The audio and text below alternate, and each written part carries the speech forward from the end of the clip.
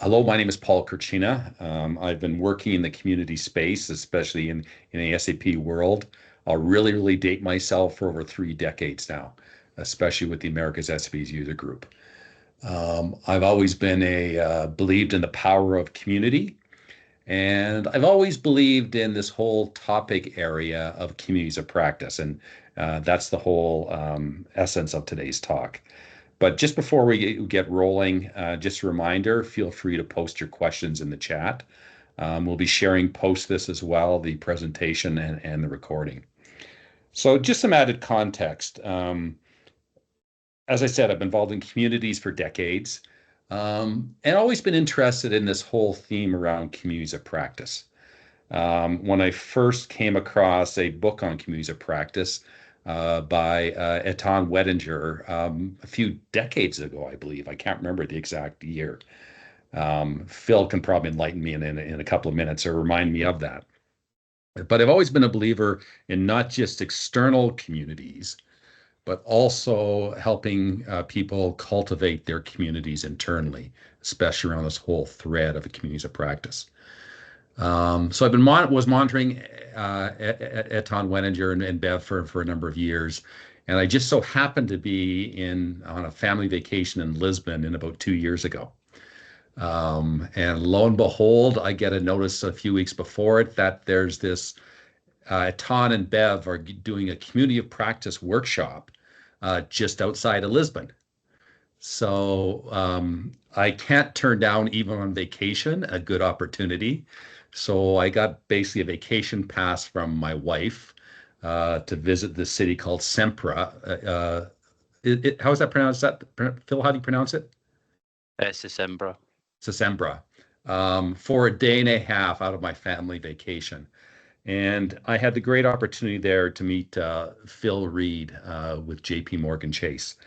And I was really inspired by the work that Phil's been doing and the whole team at JPMorgan Chase in terms of communities inside their organization.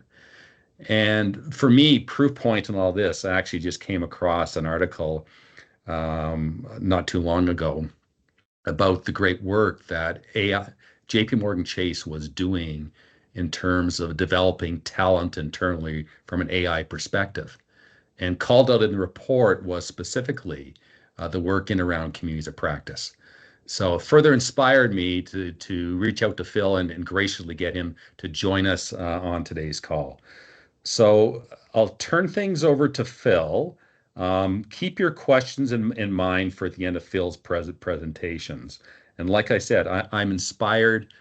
For those of you that you'll learn a lot who deal with the communities of practice internal to your organizations, I think it's never been more key given the rapid pace, especially of technology in our world. We have to learn at a much faster pace together. And also on my mind is thinking about communities of practice cross organization as well, both cross organizations and inside.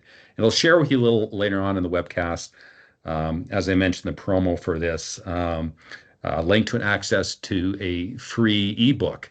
And you get the hard copy if you want, but I'll share the link where you can access the ebook. It's now in its second edition, where Phil is one of the co-authors of the book, sharing the experiences of JPMorgan Chase. So Phil, live from Glasgow, just want to turn things over to you, and thank you so much again for taking the time to join us today. Sure, thank you very much. So hopefully you can see my screen and hear me loud and clear. And thank you, Paul, for having me today. Yeah, so indeed, I'm going to talk to you about communities of practice. First, I'll just kind of briefly introduce myself, share a few things about me, and then hopefully we can take it from there. So, yep, I'm a Glaswegian, born and bred. I live here with my family. I'm a technologist, worked at JPMorgan Chase for a long time, which in our technology department alone has 65,000 people in it, who all partner together with our business and business and technology operations. But I am a technologist, and through the course of this session, you'll kind of see how I consider myself to be a bit of a corporate rebel, community builder and social learning leader. I like to get outside a lot. I'm an avid runner. I usually do like 4 miles each day just to try and stay fit, because obviously otherwise I'm at a desk all the time. But I've not got a great diet, so the two kind of offset each other to some extent, perhaps. But yeah, I'm also a very much an optimistic person. Sometimes my friends tell me my face doesn't show it, but I always think there's opportunity, and I kind of come to things in a default position of trust for people. So a series of rhetorical questions for you. Typically, if I'm doing this in a room, I'll just ask for a raise of hands, but I'm just going to prompt you. Have you ever been working on something and wondered if there's someone in the same room, the same floor, or the same department that actually could be trying to solve the exact same problem as you? Perhaps you're in an unfamiliar environment, you feel maybe a bit out of your depth, a bit of imposter syndrome setting in, as they call it. Or perhaps, as I'm sure has been true for many of us, organizational changes happen a lot. And that can make you feel a bit unsettled, disconnected, and take out some of that social routing that you want to have with your colleagues. And maybe you found yourself thinking that actually you would just like to be able to help other people who are experiencing that. Because it's true that change and circumstances like that can be challenging. So a quick story to illustrate why I was asking you those questions. There was someone who moved into a new role, into a completely new domain. It was a new part of the company, and that department was going through all kinds of change. They were trying to modernize their technology practices and, of course, making organizational changes to try to optimize for that. But at this point of going from one place to another in the company, they didn't know anyone, didn't really know what to expect. And they were, of course, found themselves working on a whole new set of problems that they didn't really know how to get started on. So it's good to have someone you can ask questions of, isn't it, and get help from people who are perhaps in the role or on a similar journey. So at this point, there's a sense of desire to get a grasp of things and make a real go of this change. And as Paul alluded to, we all want to have a sense of agency, creativity, and community at work, and a sense of belonging. So really important to try to make the most of these situations. But that feeling of kind of disconnection or feeling discombobulated, which is one of my favorite words, um, isn't uncommon at work. And looking at some industry data, according to this McKinsey study, the number one reason that people leave a company is a lack of career development and advancement opportunities. Now, that's just one source, of course, but it's safe to say that I'm sure you would agree, people want to have control over their careers. They want to see a clear path to take their career forward and learn and develop in the way they want to. And if they don't see those opportunities to enable that, then this study shows you that people will just leave. And the same study also showed that the inverse is generally also true. So some of the most popular factors in deciding where to go and work, of course, salary and compensation tends to be the top decision point. But having a sense of purpose and meaning at work, having supportive colleagues, and having career development and opportunities is really high in terms of people's importance. So hopefully you agree that it's important to try to cultivate the conditions in an organization where people are motivated, they feel like they belong, and that they've got opportunities to advance their personal development. And it's not just the right thing to do. It's actually, as this study shows, it's actually an organizational priority, because you want to be able to attract and retain the type of talent that you need. So just briefly going back to that person I've described who was in a new role in a new part of the company and who wanted to find more connection with others, I'm sure you probably guessed that that person was me. I was in a brand new phase of my career. I had spent 10 years as a software engineer, and I realized I'm not actually very good at this, so I thought I would try something different. JPMorgan being a very large company, I could take opportunities elsewhere in the company, so I moved across to be a scrum master in an agile team.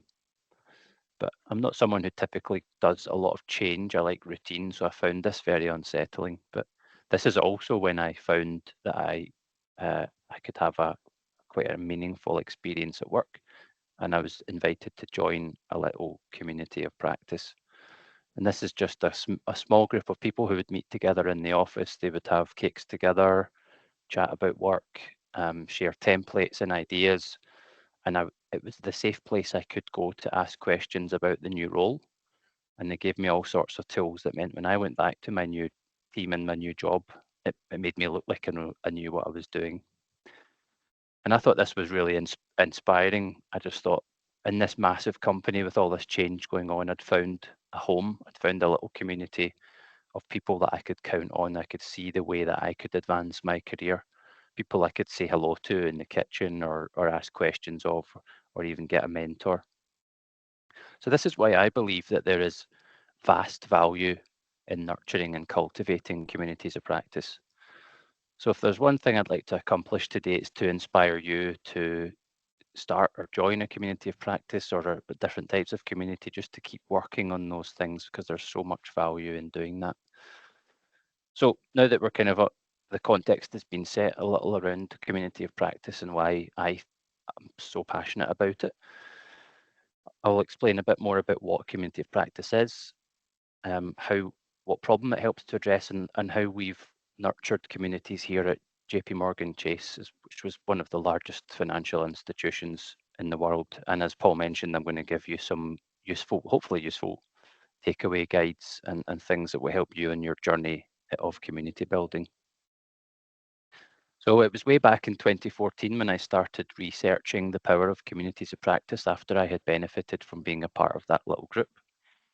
And I was glad to find that it wasn't just a JP Morgan thing. In fact, Etienne, who's pictured here, Etienne Wenger trainer, had coined this expression in 1991, this community of practice, basically a community of people who have a passion for a particular topic and they practice together.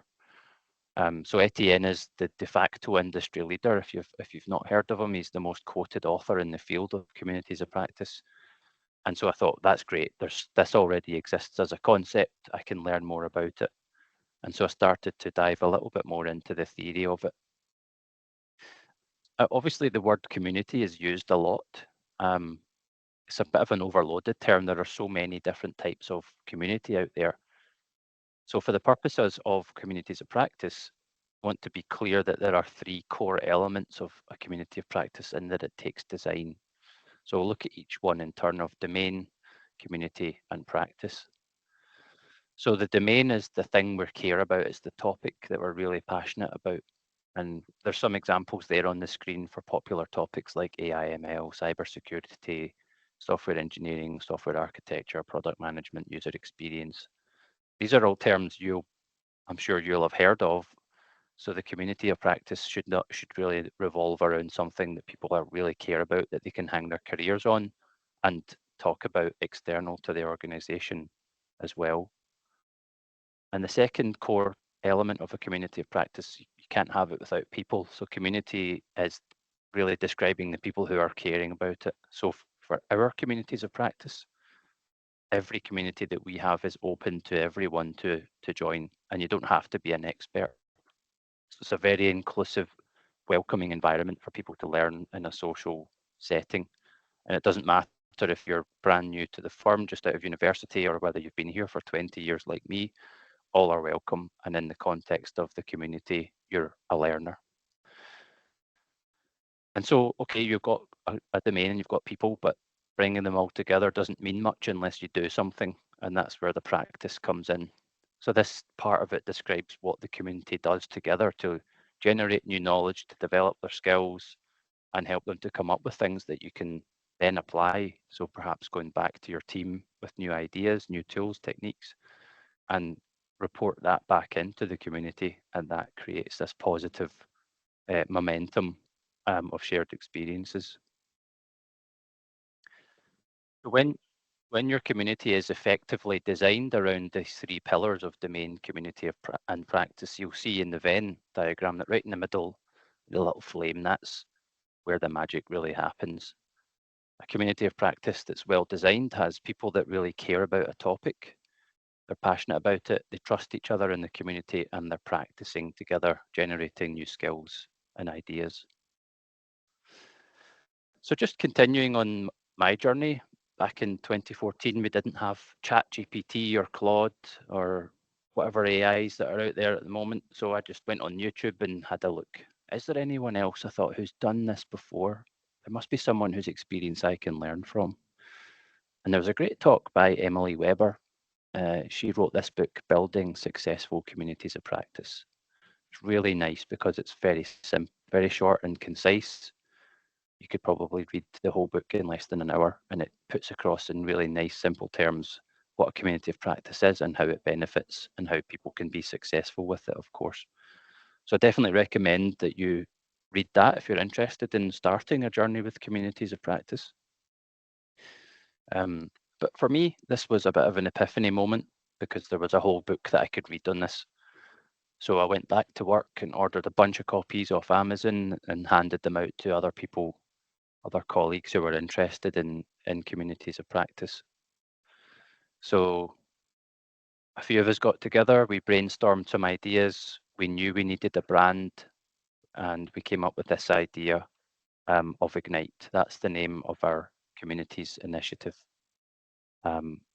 Right from the beginning, it's been oriented around the goal of connecting people together, providing that social connection and giving them these opportunities to learn.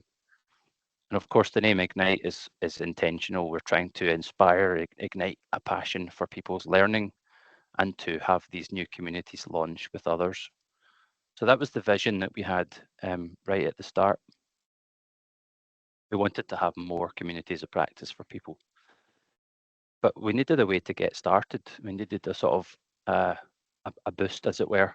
So we needed to get the word out about what we were trying to do. So this picture is from 2016. I just went to a senior leader in our technology centre here in Glasgow and said, hey, we've got a company-wide town hall coming up, or a Glasgow-wide town hall. Can I get 2 minutes at the end to pitch this idea of communities of practice to my colleagues? And he said, yeah, sure.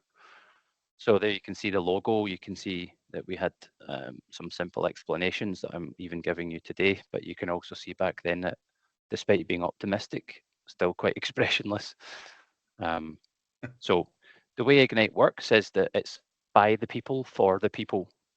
Our communities are grassroots. It's a very organic thing. So people will add suggested communities on a launch pad, and other people will indicate interest in being a member of the community by voting it up. That way, we were able to prioritize which communities to launch first. And at this point in 2016, I was lucky because one of our apprentices built a simple website for us in his spare time over the weekend. And it meant that people could go on and tell us what communities they were interested in having. And so we had agile, machine learning, cybersecurity proposed. But after this, I went back to my desk and I was watching the logs to see if people would actually respond to this call to vote for new communities. And they really did in droves. We ended up with 20 new communities launching back then, and quite a lot of them are still active today. And now we have 26 communities in Glasgow across a whole bunch of different topics. So you can see a bit of a snapshot. Might not have been expecting all that noise there, but the idea was that we would get people together, we would showcase our communities. This was a few months after launch, and that people would really be excited by this idea of spending time away from their day jobs and just learning something that they really care about. And so here we can see the community of practice in action. I'm sure in your organizations you have cross-functional teams of people who have different specialities and interests. So you can see that depicted here, but they can form into silos if people aren't collaborating with each other. So the community of practice spans that and just simply provides a way for people to learn. So these are quite small pictures, but you can see that our communities encourage people to meet in a room. It's a very welcoming environment. We give them the equipment they need. We buy them cakes and pizza, which definitely helps with attendance. And and they just kind of get to geek out on the things that they really care about. So it's been around 8 years since we started Ignite, and it's been a bit of a roller coaster journey. And it just keeps growing, which is great because it's really nice to be here today to talk to you about it as well. So as I mentioned, it's a grassroots initiative. It's kind of an organic thing in the sense that people will tell us what communities they want. We don't allow top-down communities in our context because that doesn't work for us. So Ignite just simply creates the conditions for communities to spring up and thrive. So like this slide says, we can't force a grassroots community into existence. You just nurture it, plant the seeds, and everyone else makes it grow. That's really how Ignite works. We just provide the sustenance and care that the communities need. So right from the start, we work in a giant company, but we operate like a startup. We used the lean startup to come up with experiments or hypotheses that we wanted to try and come up with a measure of success. And that allowed us to try out different ways of growing the number of communities and supporting the ones that we had and using data to help us decide what to do next. And that really helped us because, as you can see here, we started out in Glasgow, but now we have communities in 29 different locations. They're all internal. So they're, as Paul mentioned, what we really focus on is internal communities. These are employees of JP Morgan all spending time together. And we have them all over the world at these locations, which has been brilliant to learn just about different cultures and things as it's grown. And as people at these places have come to us and said, hey, help us launch. We want more. We want Ignite. We want communities here too. So remember the community that I benefited from. Didn't know much about them at the time, as you understand, and the light sort of went out in that community because there was only one person leading it. They didn't really get a lot of support. People didn't know the community was there because it was just through word of mouth. So there was no succession plan. So it meant that the community eventually fizzled out, which I thought was a shame. And that's why what we try to do is have this idea of a community in a box. We try to provide people with everything they need to have a good chance of having a viable and long-lasting community of practice. So we have a website where people can easily find the communities or propose new ones. We have a lot of social learning experience now, and we talk about different techniques and ideas. We have a website that matches the whole life cycle of a community of practice. So people can find the community and they can join it and just by clicking a button. And then after that, they get invited to the next community meetups. And like I said, we provide the care and feeding, as it were, for the community. So we connect the communities to the organizational resources like funding, logistics, communications, and of course, cakes and pizza definitely is always beneficial. So there's no doubt that community building is more of an art than a science, but there's incredible benefits to the communities. I mean, just today, before we started, I was telling Paul that we had our first Ignite Awards session with people from all over the world who are nominating each other for awards in some brilliant communities that they've got. So it's really nice to see all these benefits to the members and to the organization coming true, because right at the start, this list of things, I'm not going to read them out, of course, this was all theoretical, but now at 8 years down, we have so many communities and we've seen so many incredible stories of success and people finding their dream job through the communities that the network the community gives them. We've seen people building products that the firm now uses worldwide, with people registering patents, all kinds of really cool things. And we use this thing called Highlight Your Ignite. It's like a newsletter where we publish people's stories of success. So community building is more of an art than a science, so it's not really about the numbers. But this illustrates just the scale of what we have here now. After a few years, we have communities active at 27 locations.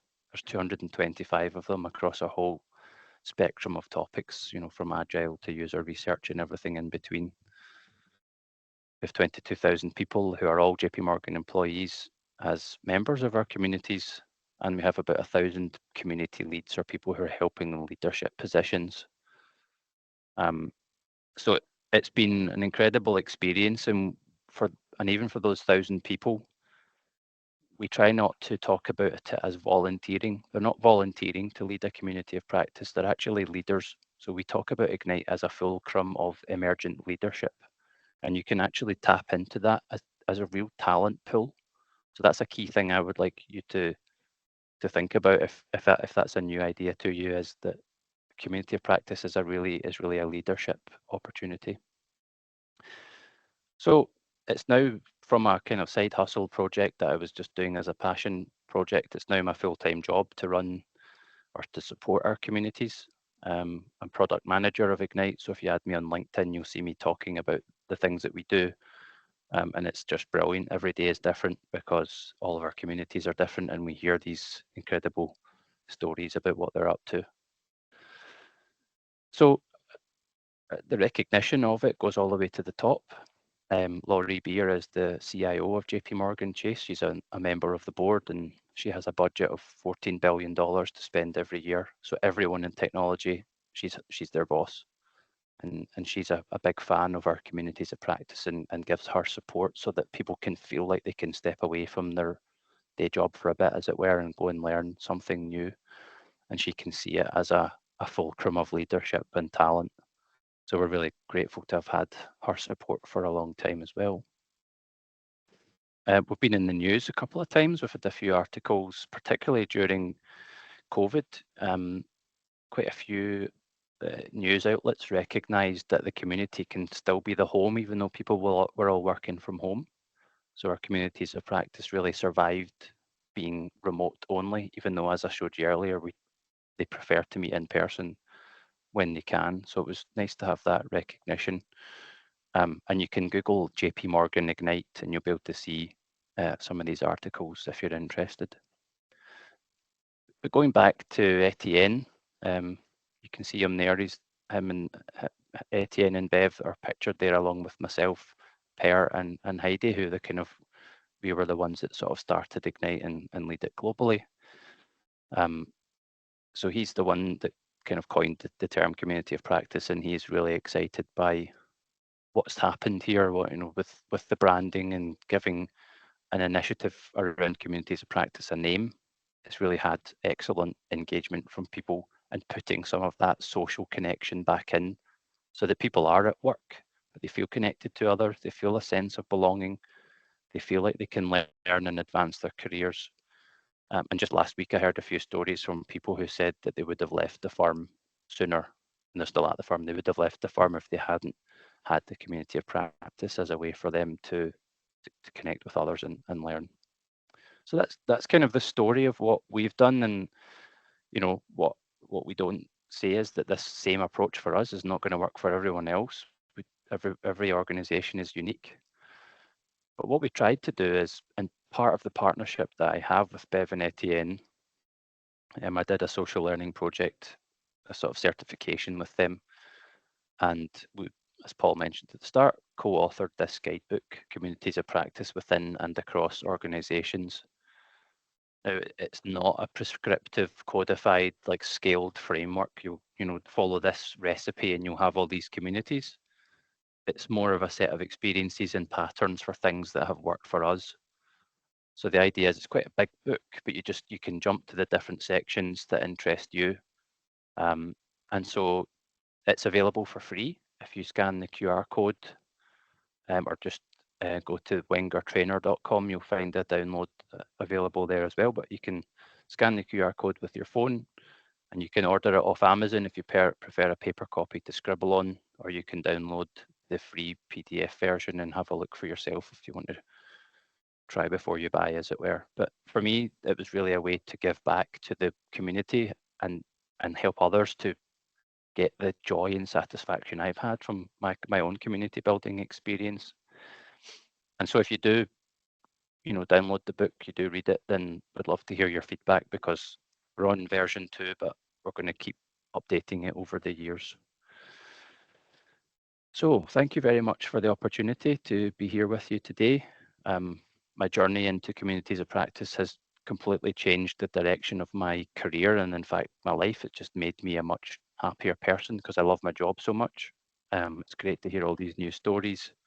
So hopefully you found something interesting in terms of, you know, your own journey with communities of practice. So definitely encourage you to connect with me on LinkedIn. The QR code's there for that, and then also, of course, to download the guidebook as well. So if anyone has any questions, take a few minutes to do that now. Great. Thank you very Thanks, much, Phil. everyone, for having me. Thanks, Phil. And I also did drop in a link to the ebook inside the chat as well. Oh, And we perfect. do have a Thank you. few questions coming in, but just before I get to some of them, you know, I find it interesting. And by the way, I think I did read your IT budget is now up to $17 billion, and you have Probably. 60,000 people. Yeah, you're Um, probably right. Yeah, it sounds about right. which is, you know, what's a few billion between friends, so to speak. So, but I'm just stunned by that figure of 60,000 people, right? And it's really, I think, the fact that you've been able to create this community of practice, I think has really made a difference to your organization from many data points that I've received, and given the pace of learning. We have a question in here from Melana that said she was quite impressed as well by the fact that you had 225 active communities, and wondered how do you find active, how much slash what activity to be considered an active community? That's an excellent question. So one thing I should explain is that we think of Ignite as an upside down pyramid. At the bottom, you have 3 people who help to support the whole initiative as full-time job.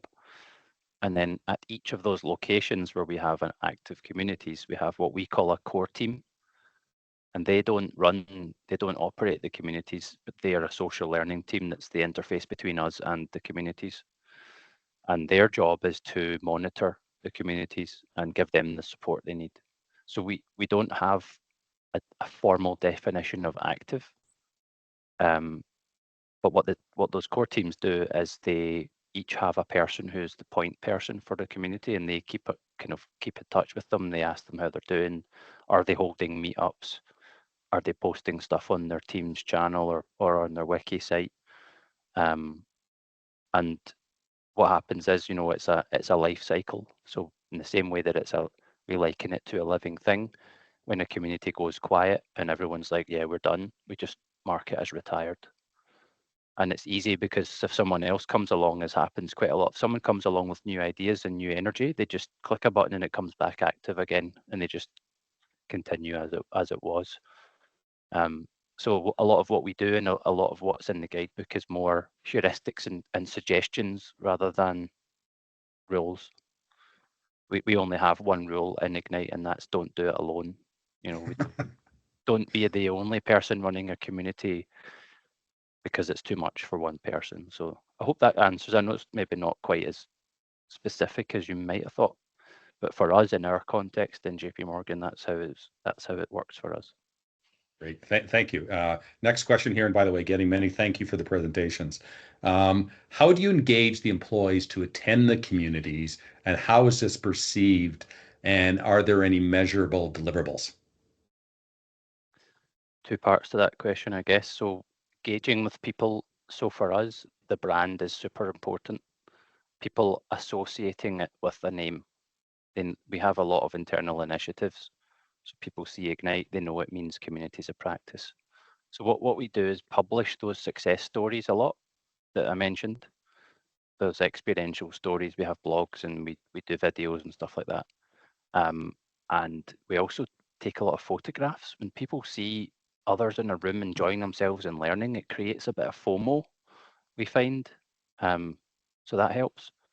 We also have very senior people, as I've mentioned, that support us, and they talk about it, encourage people. They encourage this culture of continuous learning and social learning as a priority.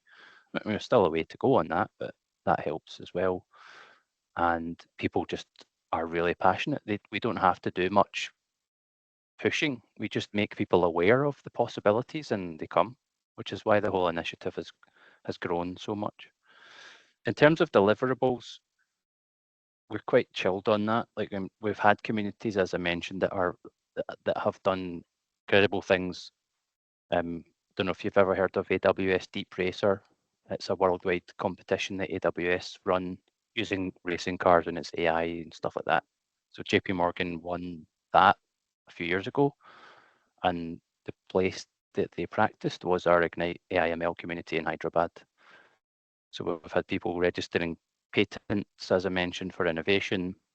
We've had people finding new jobs. So the way that we tend to measure the outcome of the community is more around those examples of success rather than trying to measure it in terms of dollars and cents or hours and minutes. So we've had to do a bit of coaching with the organization to think of it as more of an art than a science, but I think we're kind of getting there now. And as a company, we do hybrid working. So they like it when they see people collaborating in person and enjoying themselves as well. So you mentioned, let's talk about the practice piece in communities of practice, because a lot of communities, quite frankly, are just pushing out information at people, right? In a Yep. very passive learning. So maybe you could unpack a little more. What does the practice look like to you at JPMorgan Chase?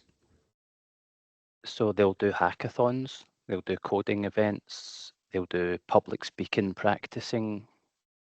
We do a lot of mentoring in my own. So I'm product manager of Ignite, and where I go to learn product management is as a co-lead of our product management community of practice. So we do a lot of events with different styles of session. So it can be hands-on keyboard coding together, or it can just be a conversation with a guide. Mm-hmm.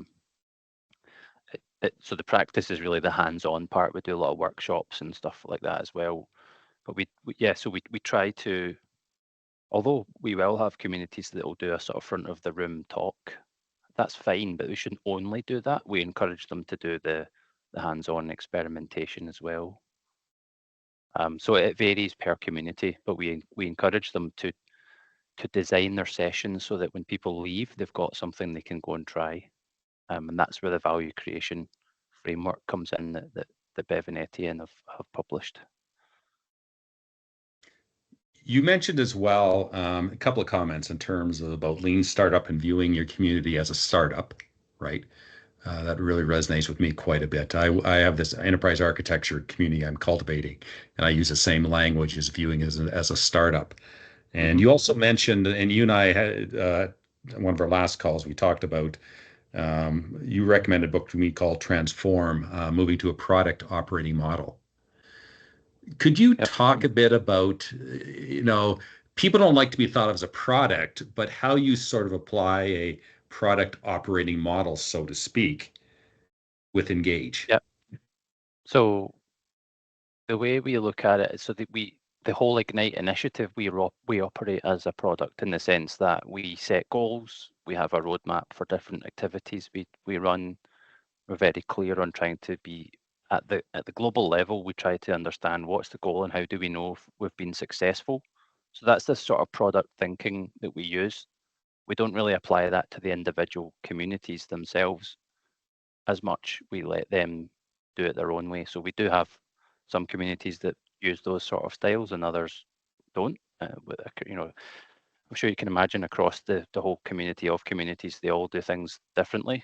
But it's the kind of core of it is design for action, design for value, and put kind of people at the middle of it. And that tends to work quite well. Great, thank you. Richard has a question. You mentioned that people are more motivated with in-person events. Does this mean that virtual events have been less successful? And any tips on how to make a virtual practice successful?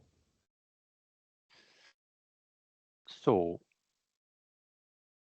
when COVID happened, I thought that was us done for because our communities are location specific and they do meet in person for the most part.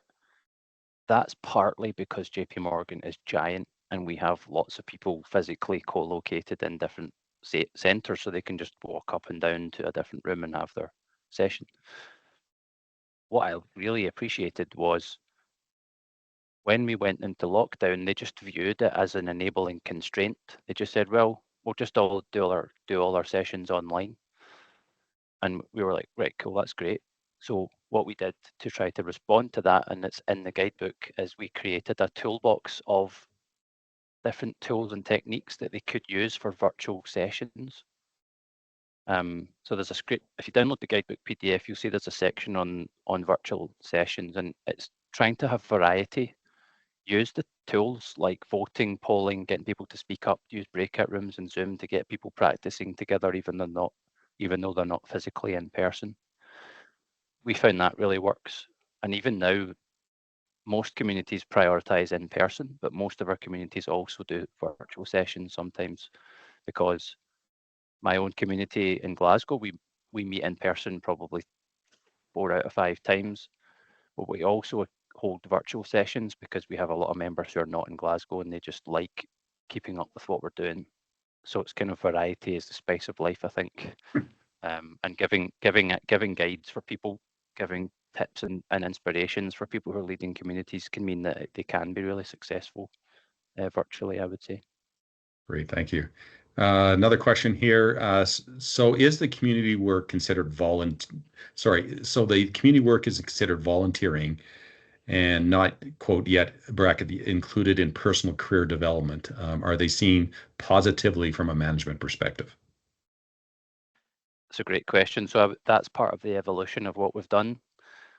We try to be encouraging of people that at the start of the year, we say, go and talk to your manager that you want to be a part of a community, whether that's as a member or a kind of community lead position. Make it part of your goals so that they know you're doing it. And under our teamwork and leadership dimension of performance reviews, they can start making a note of the things they've done, like what are the cool things your community's done that you've enabled other people in their careers. So it's taken a bit of time, but yeah, I would say for the most part, we consider it part of the job. It's work, and we don't encourage, for example, unless a community wants to specifically do it, we don't encourage them to meet outside of normal working hours because people have kids to get from school and all those things. So they'll just hold meetups during working hours. And with that visible support from our senior leaders, people do feel a little bit more free to join and not feel like they're kind of like going to get kind of a side eye about why are you leaving the desk, why are you going away to do this. And again, the other thing I'll mention is we've kind of turned volunteerism and our volunteering into a swear word in Ignite. It's leadership. So we talk about it as leadership opportunities, not volunteering. And that helps to minimize the sort of back patting of, oh, you're a good corporate citizen, you volunteered for this or that. It's actually leadership. And that's why at the end of the year, we encourage people to talk about it in those terms with their managers, and they should get credit for it. Yeah. And for what if I remember correctly as well, you folks, I'll use the term, ignite bigger events as well too, right? To get people together. I think I may have seen that from some of your posts. Mm-hmm. We do very large events to bring communities together so that different communities will collaborate both in the same location and across the world. So if you Google JP Morgan Ignite, you'll see a blog post on the JP Morgan website about Ignite 24, where we have all our communities around the world hosting events on the same day. So we do a kind of follow the sun thing, which is great fun. You know, we start in Singapore, people do sessions, India, EMEA, Americas, and LATAM. All our communities are doing stuff and sending each other pictures and all that. So it creates that real buzz and sense of excitement. So this year was the first time we did that in person. We did it virtually during COVID, and that worked really well then. But in person now works really well as well. Great, thank you. Richard has a question. I should read the book, but how broad should the scope be of a single community? I love that question because it's very difficult to know. It depends on. So what we tend to suggest, let's take cloud, for example. Cloud is a very broad and nebulous domain, if you pardon the pun. Inside cloud technologies, there's tons of different subject areas. But what we try to suggest is that they start a community with a broader domain and then try a few things out. Make sure you listen to the voice of the community members in terms of what they want to learn. And if you want to zero down a little bit on particular topics, you can adjust the focus of the community. So you could start with cloud in general as a way of, cloud computing, but they might say, well, actually what we're really interested in is how we do AI machine learning at scale on the cloud, so they can adjust that way. So start with a broad domain, keep talking to the community members and refine it down over time, I would say, is a good way of doing that. If you start with a very, very niche domain at the start, you miss out on interest from people who are like, not interested in that. So that's a tip I would share. So I'm curious how AI is playing out from a community of practice perspective. So, many different aspects to it. How is that emerging or happening? I think I saw a question about domains or popular topics. AI ML, as you probably imagine, is in the top 3. So we have about 18 AI ML communities. And those are really cool because people are really looking at cutting edge stuff. JPMorgan is a leader in that domain. And it's a place for people who maybe aren't involved in that in their day job, but want to move their career in that direction. They go to the community, they learn about LLMs, LangChain, how to train a model, how to use the different cloud technologies, and they can go back and think, oh, cool, maybe I could move my career in that direction. And they also get to meet the people whose day job it is. So if they start looking for people to recruit, then they've got a network. So AI from that point of view is super popular.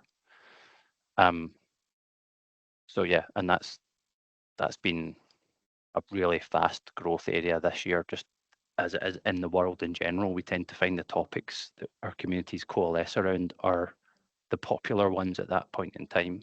So software engineering, AI, ML, cloud, cybersecurity, DevOps, SRE, all technology focused, as you can imagine, but those are quite popular. Product management as well. So, and those, would you say, are in your top 5, so to speak, the ones you just mentioned?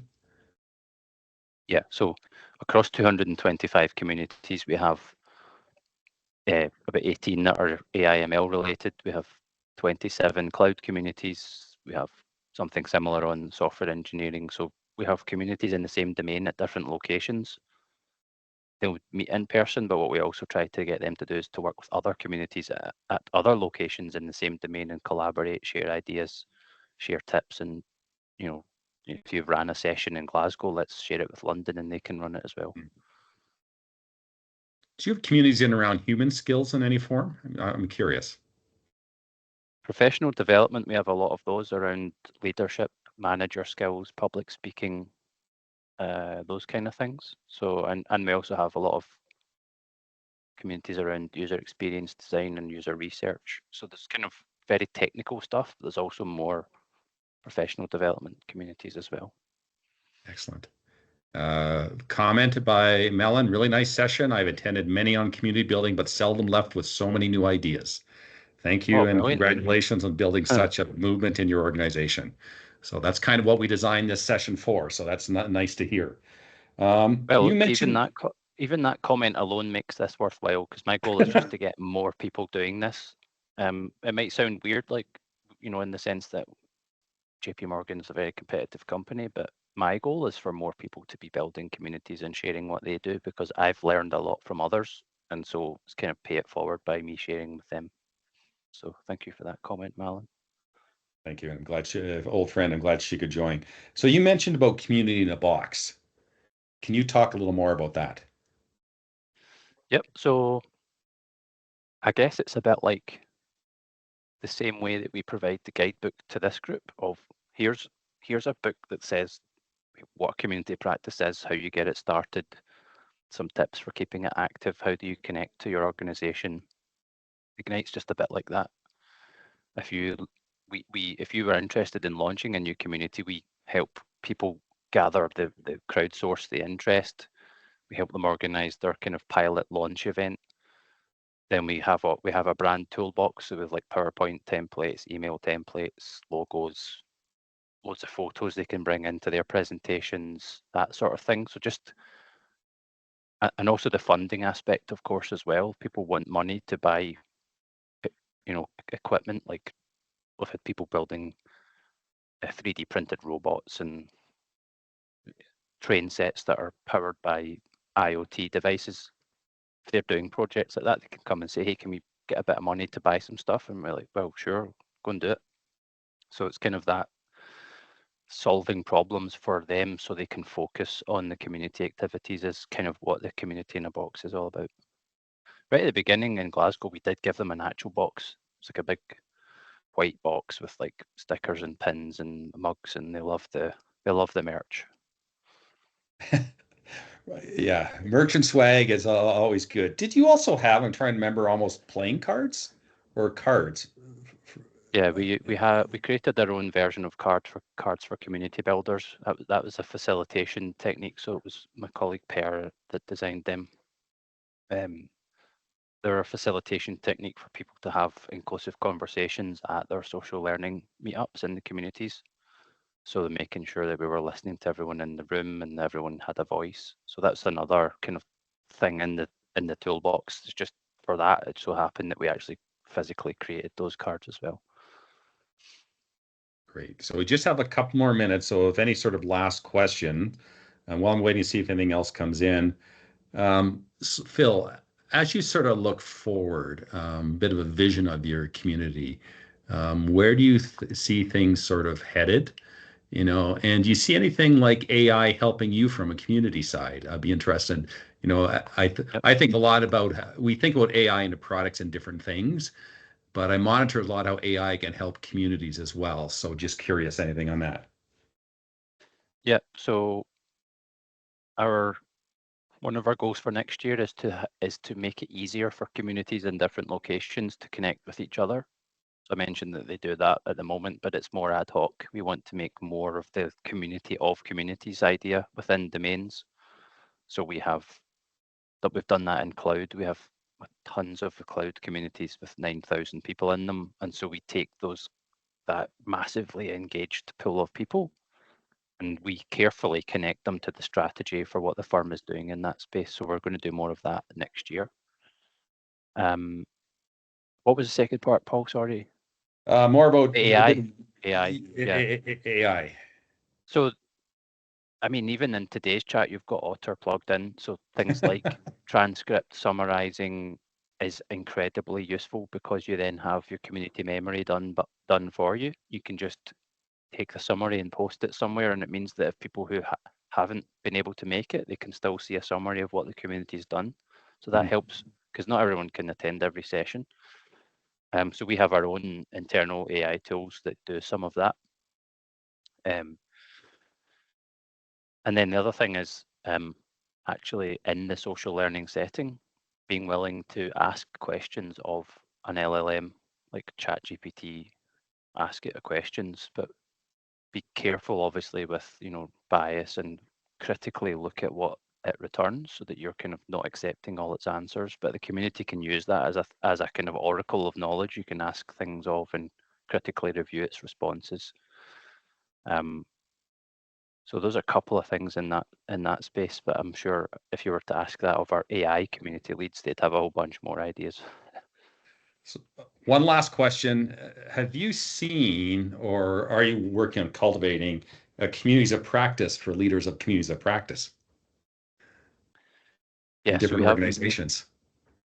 not at the, well, so there is, I mean, I think that is a key thing that's interesting for me, but I'm not personally cultivating that. I would say people should look at mapping ties on LinkedIn. There's a podcast series with other people like me who cultivate initiatives around communities.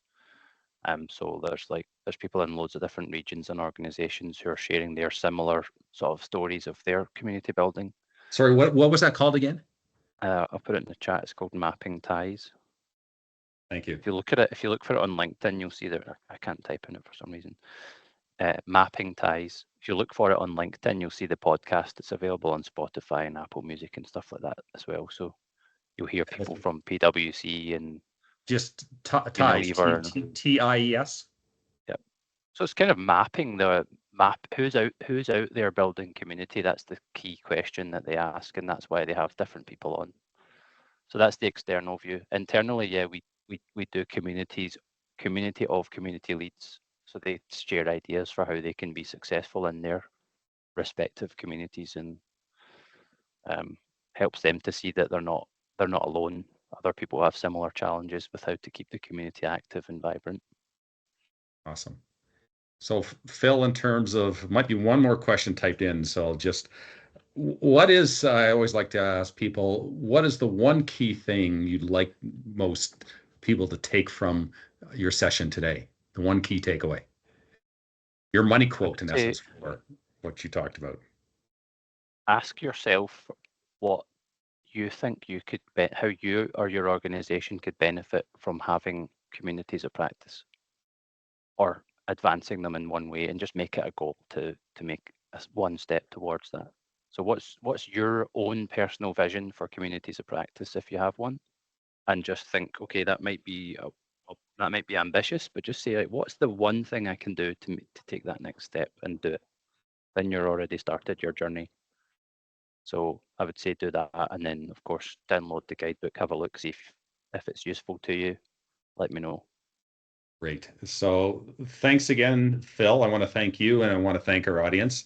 And I will be doing a post on this, if it's okay with you, Phil, as well, sharing the slides from today, some insight and some links to resources. And my ask of you a bit is, let's force multiply this. So as I said, I'll share with you my LinkedIn post with this material on the recording, share with others, and I echo the many comments of people online. Thanks so much for taking the time to share your insights today, Phil. Yeah, brilliant. Thank you, Paul, and for everyone who joined. I think I ended up going on mute or something, but this has been great. You're still good. Oh, okay, cool. Good stuff. All right. Thank you, everyone. Thanks, Paul. Thank you. Have a great day, everybody. Cheers. Bye-bye.